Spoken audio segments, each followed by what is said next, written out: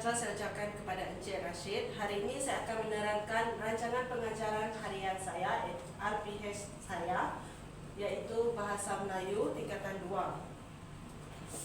Tema yang saya pilih untuk RPH ini adalah karangan berformat dengan tajuk yang saya pilih adalah Surat Rasmi. Masa pengajaran saya mengambil masa selama 60 minit. Standard kandungan yang saya tetapkan untuk RPH ini iaitu rancangan pengajaran harian saya. Yang pertama, 3.2 menulis untuk mengemukakan maklumat atau pandangan tentang sesuatu perkara. Standard kandungan yang kedua saya pula iaitu 3.2.1 iaitu menulis atau menyatakan maklumat dengan yang betul dengan mengaitkan pengetahuan sedia ada daripada pelbagai sumber menggunakan ayat yang gramatis. Dan objektif pembelajaran di sini adalah pada akhir pembelajaran dan pengajaran, murid akan dapat menulis sebuah surat rasmi dengan format yang betul dan menyatakan isi penting dengan jelas dalam surat rasmi. Bagi langkah pengajaran yang saya gunakan, dalam yang pertama iaitu set induksi mengambil masa selama 5 minit, di mana saya akan memaparkan contoh situasi di mana surat rasmi perlu ditulis. Contohnya, permohonan melakukan lawatan sambil belajar. Saya akan bertanya kepada pelajar, bilakah dan kepada siapa kami perlu menulis surat rasmi. Jadi objektif di sini adalah mengenal pasti kegunaan surat rasmi dalam kehidupan seharian. Jadi langkah pertama di sini mengambil masa selama 10 menit, di mana saya akan menerangkan format surat rasmi secara terperinci, termasuk alamat, tarikh, kata pengantar, isi surat dan penutup surat. Langkah kedua pula mengambil masa selama 20 minit, di mana pelajar akan diberikan situasi seperti memohon kebenaran untuk melakukan lawatan sambil belajar dan menulis surat rasmi berdasarkan format yang akan saya ajar. Objektif kedua pula iaitu menggalakkan pelajar memahami dan mengaplikasikan format surat rasmi. Dan langkah seterusnya iaitu langkah ketiga, di mana saya mengambil masa 15 menit. Pelajar akan menulis surat rasmi berdasarkan tugasan yang saya berikan sambil mematuhi format yang betul. Bagi langkah terakhir iaitu penutup, saya akan mengambil masa 10 menit, di mana saya akan memberikan maklum balas berdasarkan memberi maklum balas kepada beberapa surat rasmi yang saya pilih secara rawa. Dan saya akan menekankan kepentingan format dalam penulisan surat rasmi tersebut. Bagi bahan bantu mengajar, saya akan menggunakan beberapa contoh surat rasmi. Sebagai contoh, senarai format surat rasmi yang ada menyatakan alamat, tarikh, kata pengantar, isi surat dan penutup surat. Dan pada akhir pengajaran saya akan menilai surat rasmi yang ditulis oleh pelajar dan memberi perhatian kepada format dan penyampaian isi surat.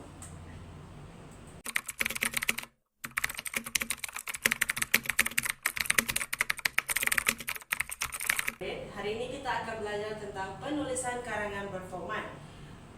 Karangan berformat ini saya memilih tajuk kita pada hari ini adalah surat kiriman rasmi yang bertajuk permohonan melakukan lawatan sambil belajar. Apa itu karangan berformat? Karangan berformat ialah karangan yang mengikut format atau susunan tertentu yang telah ditetapkan. Jadi di sini ada saya senaraikan langkah penulisan surat rasmi, di mana benda penting yang perlu ada dalam surat rasmi adalah yang pertama, alamat pengirim, tarikh surat ditulis, alamat penerima, panggilan kepada penerima surat iaitu tuan atau puan, dan perkara seperti yang dinyatakan di sini. Contoh, melakukan permohonan melakukan lawatan sambil belajar ke Universiti XYZ. Di sini contoh yang perkara yang ini. Abjad pertama dalam setiap perkataan yang kita tulis dalam perkara ini perlulah menggunakan huruf besar. Abjad pertama seperti yang cikgu tunjuk di sini.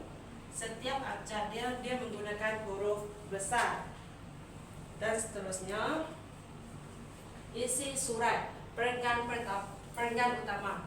Perenggan pertama, kita perlu menyatakan tujuan penulisan surat. Perenggan kedua, maklumat lawatan seperti tarikh, bilangan pelajar atau guru, dan objektif lawatan yang kita lakukan itu. Perenggan ketiga pula, kita menyatakan harapan agar permohonan diluluskan dan ucapan terima kasih.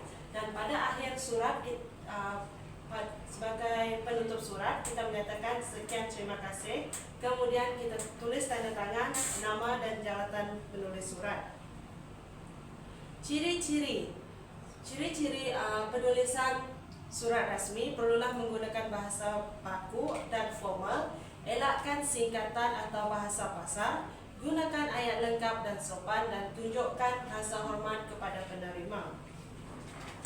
Baiklah, ini adalah latihan yang cikgu nak kamu semua siapkan, di mana sekolah anda merancang untuk mengadakan lawatan sambil belajar ke sebuah institusi pengajian tinggi di negeri anda. Sebagai setiausaha Kelab Bahasa Melayu, guru penasihat kelab telah meminta anda menulis pucuk surat rasmi kepada pegawai bertugas di institusi tersebut untuk memohon kebenaran mengadakan lawatan.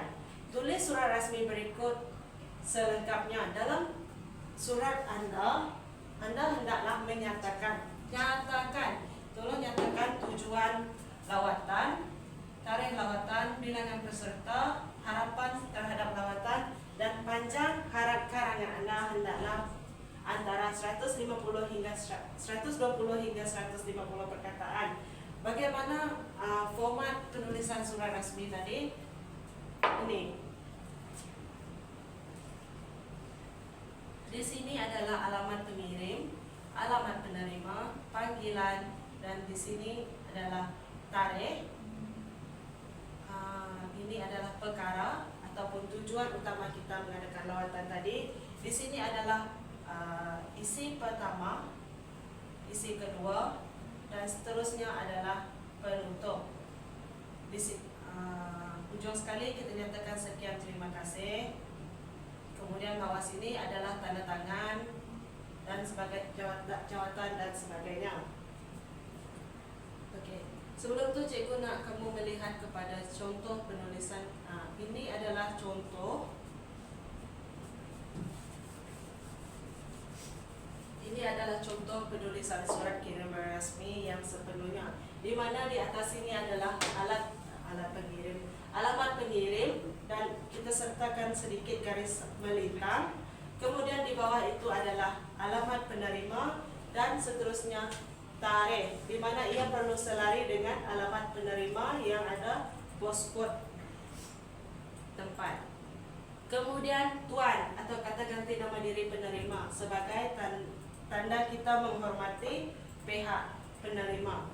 Kemudian seperti yang cikgu nyatakan tadi, perkara yang kita tulis perlulah huruf besar pada setiap perkataan awal. Huruf besar, kenakan huruf besar. Kemudian dengan segala hormatnya saya merujuk perkara di atas. Kita nyatakan isi utama, kenapa kita melakukan lawatan sambil belajar kepada institusi tersebut dengan menyatakan tujuan, kemudian kembangkan isi, dan seterusnya kita nyatakan harapan tersebut. Jadi itulah bagaimana cikgu nak kamu menghasilkan sebuah surat kiriman rasmi, dan minggu depan cikgu akan semak bagaimana hasil penulisan surat kiriman rasmi kamu. Jadi itu saja untuk hari ini. Sekian, terima kasih.